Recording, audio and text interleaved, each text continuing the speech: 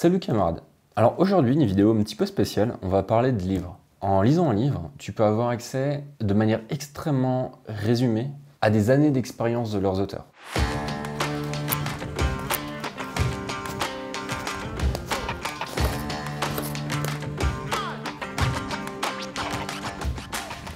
Pour écrire ces livres, les auteurs ont passé des années, voire des dizaines d'années à étudier un sujet, le comprendre, proposer une vision différente avant de le retranscrire en livre.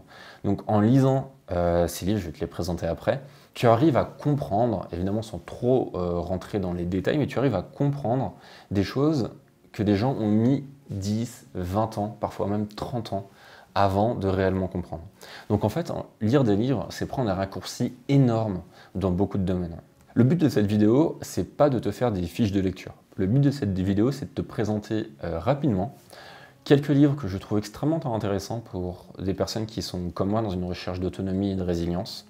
Et en fait, te donner envie de les lire tout simplement. Avant de te présenter ces livres, c'est une petite pub très rapide. Si tu n'es pas encore abonné à ma chaîne YouTube, eh bien, je t'invite à le faire. Si tu es abonné, n'oublie pas de cliquer sur la cloche, c'est ce qui te permet de te tenir au courant des sorties des nouvelles vidéos. Et si tu souhaites aller plus loin dans tout ce qui est autonomie, résilience et survie, je vais te mettre en description de la vidéo des dossiers au format PDF que j'ai écrit ces dernières années. Je vais notamment te mettre un sur les stocks de nourriture, un sur les plantes sauvages comestibles, un sur la purification d'eau et un lien qui te donne accès à une vingtaine de dossiers que j'ai écrits sur des sujets assez divers. Maintenant que c'est fait, je vais te présenter ces trois livres. Alors, dans quel ordre? Alphabétique. Alphabétique. Tu prends le nom du mec qui a écrit ou tu prends le prénom? Le titre. Le titre. Du coup, les chiffres, ça vient avant les lettres? Ouais. Allez, on passe à 1984. Le premier livre par ordre alphabétique, c'est 1984 de George Orwell. C'est son livre le plus connu, mais tu peux aussi trouver La ferme des animaux, qui est aussi très intéressant, un petit peu dans la même veine. Dans ce livre, qui se lit comme un roman, George Orwell te décrit une société dystopique qui a lieu en 1984, où la société anglaise est dirigée d'une main de fer par un groupe de personnes, c'est une manière assez floue, et c'est volontairement assez flou, qui contrôle absolument toute l'information. Et le héros, dans ce roman, il travaille au ministère de l'Information, et son travail, c'est de modifier les journaux précédemment écrits pour faire en sorte que ce qui se passe aujourd'hui ait été prévu par la dictature 1 mois, 2 ans, 4 ans après. Pour te donner une ordre d'idée, ils sont en guerre contre une nation étrangère, et du jour au lendemain, la nation avec qui ils étaient en guerre change, et ils se retrouvent en guerre contre une autre nation. On ne comprend pas trop pourquoi, mais la dictature en place dit maintenant l'ennemi c'est plus lui, c'est lui. Et du coup, le héros de ce roman fait des heures sup, dort à son bureau pour changer l'intégralité des journaux qui ont été écrits ces dernières années et changer le nom de la nation contre lesquelles ils sont en guerre. Il y a plusieurs ministères qui régissent le pays et tout est contrôlé d'une main de fer. On retrouve un petit peu le système soviétique avec un contrôle de l'information incroyable et une dénonciation dans tous les sens. Dans les écoles, ils incitent les enfants à dénoncer leurs parents, ils donnent des cours d'espionnage aux enfants, et les enfants qui dénoncent leurs parents sont récompensés, ont des sortes de privilèges, et les parents doivent ensuite remercier les enfants de les avoir dénoncés pour leur éviter d'avoir été plus loin. Ça va extrêmement loin. Dans chaque foyer, il y a une télé. Et en fait, cette télé, non seulement sert la propagande du gouvernement, et ne peut pas être éteinte. Si je dis pas de bêtises, il y a uniquement le son qui peut être coupé, mais surtout dans cette télé, il y a un micro et une caméra qui permet de suivre l'intégralité des pièces de la maison. Et chaque pièce doit avoir sa télé. Donc il y a un contrôle absolu de la population. Et ça va même encore plus loin, la langue est volontairement simplifiée à l'extrême pour restreindre la liberté de penser des gens. L'idée, c'est que moins la population est capable de penser, moins elle est capable de se révolter. Pour donner un ordre d'idée, on ne dit pas bon, merveilleux, incroyable, fantastique, on dit bon, bon plus, bon plus plus, bon plus plus plus. Évidemment, au lieu de dire mauvais, dégueulasse, pas terrible, on dit bon, moins, moins, bon, moins, moins. Ça montre une société qui est optimisée à l'extrême pour contrôler l'intégralité de sa population. Ça a été écrit dans les années 1945 environ, si je dis pas de bêtises. Et à cette époque, il y a beaucoup de technologies du livre qui étaient à leur balbutiement, mais aujourd'hui, ça y est, l'équivalent de la télé qui enregistre tout et qui prend vidéo, ben, c'est un petit peu nos smartphones. Ça peut être vu par certaines personnes comme un roman d'anticipation. En tout cas, pour moi, c'est un coup de semonce. C'est un livre qui te permet de te rendre compte à quel point un État totalitaire peut aller loin. Donc je te conseille très très fortement sa lecture. Je sais qu'il y a un film qui est sorti que honnêtement j'ai pas vu. Pour moi, c'est un chef-d'œuvre qui se lit et tu peux peut-être regarder le film, mais je te conseille fortement la lecture.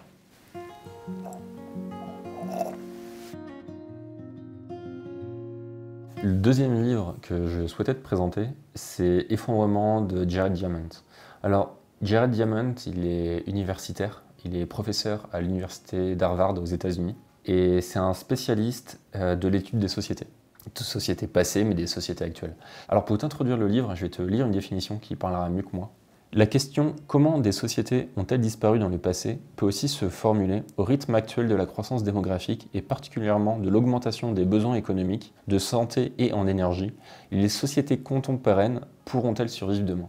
Et cette question, c'est à la base de ce livre. Le but de ce livre, c'est l'étude des sociétés passées et surtout l'étude de l'effondrement des sociétés passées. Dans ce livre, Jared Diamond étudie plusieurs sociétés et surtout étudie les raisons qui les ont menées à leur chute. Ça peut être des problèmes de politique interne, ça peut être des problèmes d'écologie, et ça peut aussi être des problèmes économiques, ça peut être des problèmes de guerre. Il y a plusieurs facteurs qui peuvent amener une société à s'effondrer.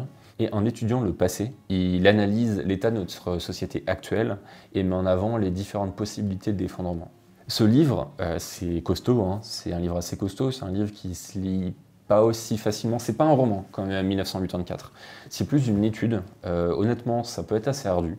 Mais c'est un livre qui est extrêmement complet, qui est écrit par vraiment un grand monsieur, quelqu'un d'extrêmement respecté dans la communauté scientifique. C'est pas un délire conspirationniste, hein, je mets tout de suite les points sur les i. C'est quelqu'un qui est extrêmement introduit dans le milieu universitaire, qui est une référence dans son domaine, mais vraiment une référence aux États-Unis. C'est ce livre qui est à la base de la collapsologie.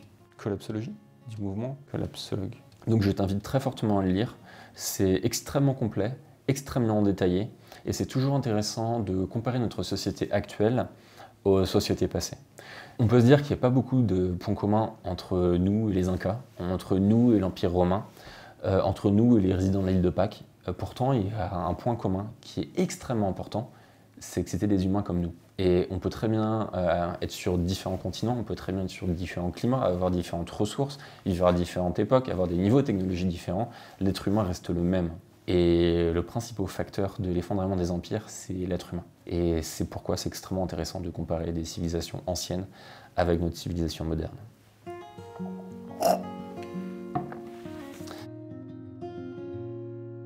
Le troisième livre, c'est Propaganda. Alors, ce que j'aime bien avec ce livre, c'est qu'il a un titre et un sous-titre. Le titre, Propaganda, le sous-titre, Comment manipuler l'opinion en démocratie. Ce livre, il a été écrit par Edouard Bernet. C'est un petit livre qui est assez facile à lire comparé par exemple à Effondrement. C'est pas du roman, on est plus sur de l'étude et sur de la narration de faits. Alors, Edouard Bernet, il se présente comme le neveu de Freud. Il est à la fois publicitaire, conseiller de l'ombre et psychologue ou thérapeute. Son boulot à lui, c'est de comprendre l'humain pour le manipuler au service de ses clients. Alors, franchement, quand tu lis ce livre, on dirait un délire de complotiste. Mais vraiment, tu te dis c'est pas possible, ça n'existe pas, c'est pas aussi gros. En fait, ce livre, il a été écrit par Edouard Bernet lui-même, sous son vrai nom. Et en fait, il avait un cabinet de publicité et d'influence à l'époque aux États-Unis. Et en fait, pour faire connaître son cabinet, pour trouver de nouveaux clients, il a écrit ce livre. Et en fait, ce livre, c'est une sorte de présentation de ses méthodes de manière extrêmement détaillée, en toute transparence, pour trouver des nouveaux clients. Et tout ce qui est écrit dans ce livre, c'est ce qu'il a fait avec son cabinet. C'est en gros dire aux gens, voici comment je manipule les gens, venez chez moi, on va pouvoir bosser ensemble pour manipuler vos clients et arriver à vos fins, pour vendre tel produit, pour remporter telle élection, pour changer l'opinion du monde en fonction de ci ou de ça. C'est assez incroyable. À ma connaissance, on n'a pas d'autres documents de ce type. Je t'enligne une partie pour que tu puisses un petit peu comprendre l'état d'esprit. La manipulation consciente et intelligente des actions et des opinions des masses est un élément important dans une société démocratique. Ceux qui manipulent ce mécanisme invisible de la société constituent un gouvernement invisible qui est le vrai pouvoir de notre pays. Nous sommes gouvernés, nos esprits sont formés, nos goûts sont éduqués, nos idées suggérées en grande partie par des hommes dont nous n'avons jamais entendu parler. De manière assez intéressante, en fait, il dit « une dictature est un non-sens total ». Pourquoi est-ce que tu vas faire une dictature quand tu peux manipuler les masses dans un mouvement démocratique? La démocratie, pour lui, c'est le système idéal, parce que le peuple a l'impression d'avoir son destin en main et de choisir ses représentants. Du coup, il est parfaitement content. Pourtant, il y a le fameux gouvernement invisible dont il parle, qui décide du président et qui manipule ses actions et ses pensées d'une manière extrêmement profonde. Donc en fait, il y a un cercle de pouvoir qui contrôle le pays, mais le peuple a l'impression de choisir lui-même son destin. Au contraire d'une dictature où il y a bien un cercle qui manipule le pays et qui contrôle le pouvoir, mais qui le fait dans la brutalité. Et ce qui fait que les masses populaires sont bien conscientes de cette brutalité et finissent toujours, à un moment ou à un autre, par se rebeller, par lancer une révolution et par reprendre le contrôle du pouvoir. J'ai donné quelques anecdotes assez intéressantes pour te donner envie de lire ce livre. La première, il a été mandaté par une entreprise de tabac. À l'époque, tous les hommes fumaient aux États-Unis. Par contre, il y avait 50% de la population qui ne fumait pas. Ces 50%, c'était les femmes. Et en tant qu'industriel, te priver de 50% du marché, c'est une perte énorme. Et du coup, ils ont mandaté Edouard Bernays pour vendre la cigarette aux femmes. Et en fait, Edouard Bernays, il a un petit peu analysé les choses, il a essayé de comprendre pourquoi les femmes ne fumaient pas. Et en fait, fumer pour une femme à l'époque, c'était vu comme quelque chose de vulgaire, d'indécent. Une femme qui se respecte ne fumait pas. Les femmes qui fumaient, c'était les femmes de mauvaise vie, les prostituées, les femmes légères, ce genre de choses. Donc en fait, ce qu'il a fait, c'est qu'il a voulu donner aux femmes la fierté de fumer. Et il s'inspirait du mouvement des suffragettes qui était très important aux États-Unis à l'époque. Alors les suffragettes, c'est les femmes qui en fait désiraient les mêmes droits que les hommes à l'époque, notamment sur les droits de vote. Donc c'était des mouvements assez forts, il y avait des forts mouvements sociaux à cette époque-ci. Ce qu'il a fait, c'est qu'il a payé des actrices pour fumer devant les caméras à un événement important de la vie américaine. Je crois que c'était un défilé ou quelque chose comme ça. Donc en fait, dans tous les journaux, il y a eu des photos de femmes fières d'elles qui fumaient et qui se présentaient comme des suffragettes. Et en faisant ça, il a fait passer la cigarette comme un outil d'émancipation pour les femmes. Pour les femmes, fumer, ça devenait quelque chose de rebelle. C'était dire aux hommes, moi aussi, j'ai le droit de fumer, parce que moi aussi, j'ai ma liberté. Et avec cette action, il a ouvert aux fabricants de tabac le marché des femmes. Et ça a été extrêmement rapide. En quelques années, il y a une part significative des femmes qui se sont mises à fumer, grâce à ce personnage. Dans les années 60, il a participé à des campagnes de prévention anti-tabac. Ah ouais.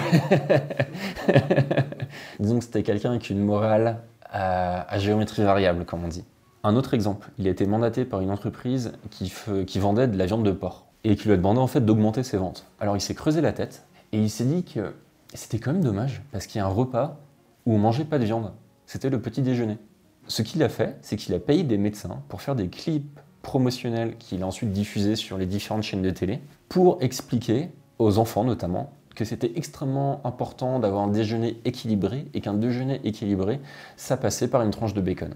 Ça peut paraître un peu bête comme ça, mais il y a eu pendant quelques années, sur toutes les chaînes télé, des messages avec des docteurs en blouse blanche qui expliquaient, chiffres à l'appui, que si on ne voulait pas louper sa journée, si on voulait être en forme et du coup si on voulait réussir à l'école, il fallait manger suffisamment le matin.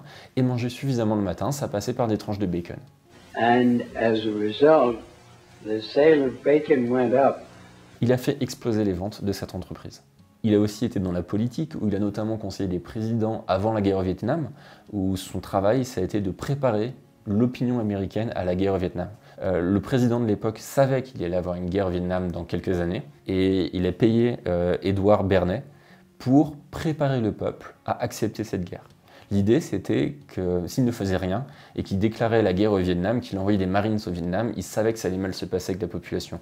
Donc il a prévu le coup, et quelques années avant de déclencher la guerre, il a fait en sorte que le peuple américain redevienne belliqueux, redevienne fier, redevienne patriote pour ensuite accepter cette guerre. Je te conseille très fortement de le lire. Ça a été écrit par un maître de la manipulation. Tout ce qui est dit dans ce livre est chiffré. C'est des faits qui sont vérifiables, qui ne peuvent pas être remis en question. C'est un véritable traité de manipulation. Je conclurai la présentation de ce livre en te disant que si tout n'est pas manipulé, tout peut l'être. Et ça remet en cause beaucoup de choses. Alors, c'est la première fois que je fais une vidéo de présentation de livre. J'espère que ça t'a plu, j'espère que les sujets t'intéressent et surtout j'espère que ça a donné envie de les lire. Si tu as d'autres idées de livres, je te laisse me les proposer en commentaire. Et si je vois que la vidéo est bien accueillie, je vais commencer une petite série où à chaque fois je présenterai 3 livres. Je pense que c'est le format idéal, je vois pas l'intérêt de faire une vidéo pour présenter un seul livre. Sauf peut-être La Maison Rustique, ça je t'en parlerai dans une autre vidéo, ça c'est tellement incroyable que ça mérite une vidéo à elle toute seule. Merci de m'avoir suivi jusque là, et puis à bientôt camarades.